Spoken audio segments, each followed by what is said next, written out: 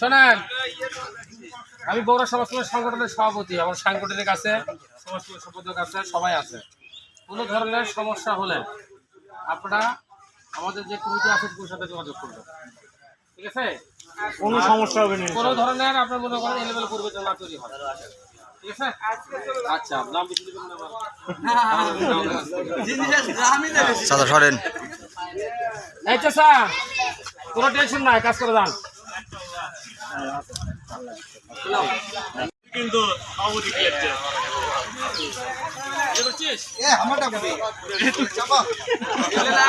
আগে যাবো তো আমার কাছে যাই। সমাজকল্যাণ সংগঠনের সভাপতি মিনাবাজার পরিদর্শন করতে আসছে। কোন মোড় যাই? কম দামি মিষ্টি খেলেছে পরে উনি আবার খাওয়াবে, দোকানদার দূরে গেলে না না না বিল্লাহ। ওকে ওকে ওকে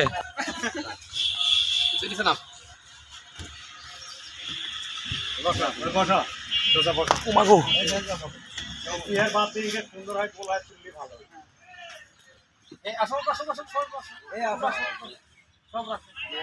একজন ক্যামেরাটা লাভ ইয়া আসুক না লাগবে লাও আর এক ছবি থাকবো নি।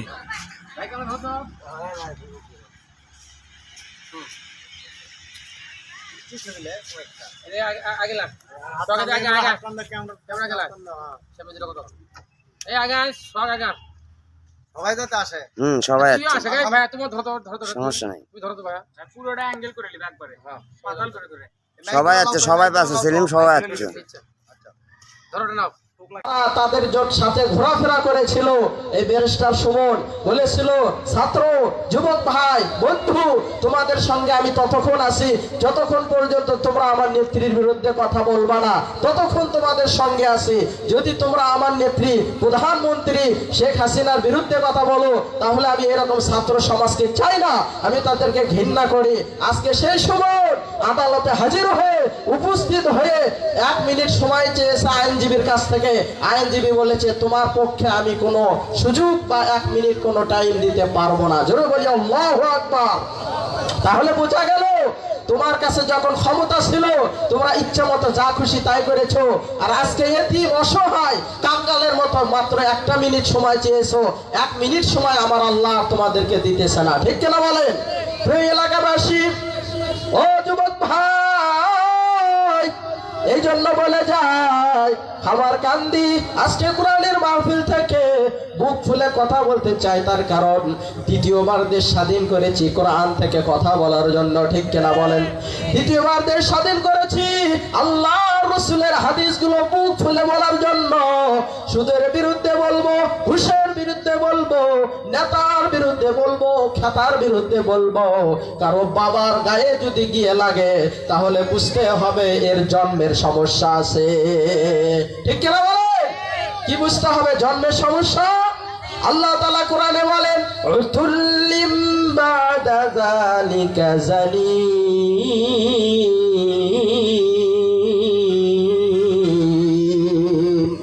জোরে বলেন আল্লাহু আকবার। আল্লাহ কোরআনে বলেন, ও দুনিয়ার মানুষ, তোমরা কোরআন থেকে কথা বলার সময় কোন মুসলমান বান্দা, কোন নাস্তিক বান্দা যদি তোমার কোরআনের মাহফিলে বাধা দেয়, মাইকটা যদি কেড়ে নেয়, বক্তার উপর যদি হামলা করে, বক্তার উপর যদি মামলা করে, বক্তাকে যদি আজে বাজে কথা বলে, এইবার যদি বলে হুজুর কোরআনের এই আয়াতটি পড়বেন না, হুজুর কোরআনের এই আয়াতটি বলবেন না, দেশের অবস্থা ভালো না, রাষ্ট্রের অবস্থা ভালো না, সমাজের অবস্থা ভালো না, এই কথাটি বলবেন না। যারা এই সমস্ত নিজের মন গড়া অনুযায়ী হুজুরকে ফতোয়া দিতে বলে, আমার আল্লাহ তাআলা বলেন এদের জন্মের সমস্যা আছে। জন্মের সমস্যা বলতে এরা হলো একমাত্র জারর সন্তান, ঠিক কিনা বলেন? এরা একমাত্র কি সন্তান? কোরআনের মাহফিলে যারা বাধা দেয় তারা কি সন্তান? জারর সন্তান। আর যারা কোরআনের পক্ষে কথা বলে তারা আল্লাহ রাসূলের সৈনিক। জোরে বলি আল্লাহু আকবার। আরেকবার বলি আল্লাহু আকবার।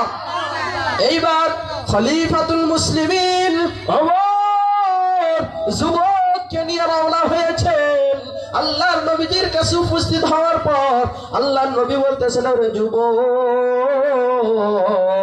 তোমার কোনো টেনশন নাই, ভয় নাই, কি হয়েছে বলো। এবার যুবক বলতেছেন, ইয়া রাসূলুল্লাহ,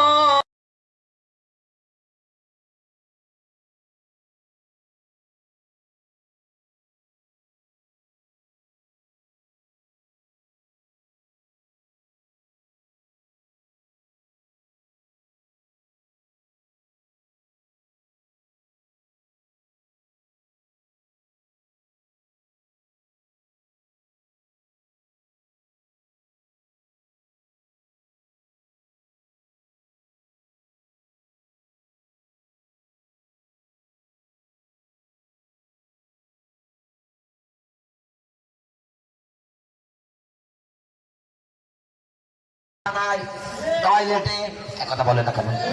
একেবারে নিকৃষ্ট মরণ এই লোকটার।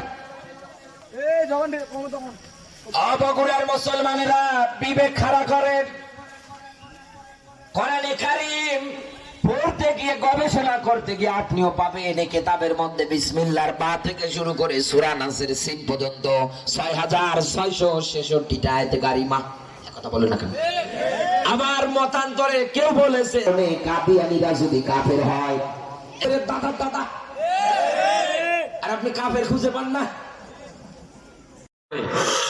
তাকে আমরা এককালীন 5,000 টাকা অনুদান দিয়ে থাকি। এবং আপনারা এটাও জানেন, আমাদের বগুড়া সমাজ কল্যাণ সংগঠন থেকে বাৎসরিক 4টা প্রোগ্রাম করা হয়। তার ভিতরে সবচেয়ে অন্যতম প্রোগ্রাম হলো বাৎসরিক ওয়াজ মাহফিল। 27শে রমজানে গরিব দুঃখীদের মাঝে বস্ত্র বিতরণ করা হয়ে থাকে এবং বার্ষিক ক্রীড়া প্রতিযোগিতা হয় এবং বার্ষিক বনভোজন হয়। এই 4টা প্রোগ্রাম আমরা বছরে আমাদের সংগঠনে করে থাকি। এবং এর পাশাপাশি গরিব অসহায় মানুষের মাঝে বিভিন্ন ধরনের সাহায্য সহযোগিতা করে থাকি।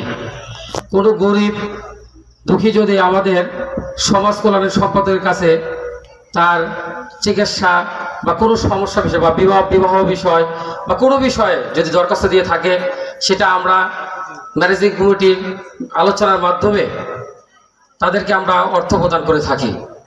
এবং আপনারা এটাও জানেন, আমাদের এই সংগঠনে যে আমরা যে পদেই আসি, ধরেন আমি সভাপতি হয়েছি পরপর 2বার, এর কিন্তু নির্বাচনের মাধ্যমে আমাদের এই সংগঠনে যে 125 জন সদস্য আছে, তাদের ভোটের মাধ্যমেই আমরা সভাপতি, সাধারণ সম্পাদক, সাংগঠনিক আরও যে পদগুলো আছে এই পদগুলো নির্ধারণ হয়ে থাকে।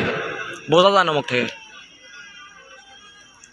যাই হোক, আপনারা আজকে আমাদের যে সাহায্য সহযোগিতার মাধ্যমে সামনে ওয়াজ মাহফিলের জন্য যে হাত বাড়াইছেন, এই জন্য আপনাদের সবাইকে ধন্যবাদ জানাই। আসসালামু আলাইকুম।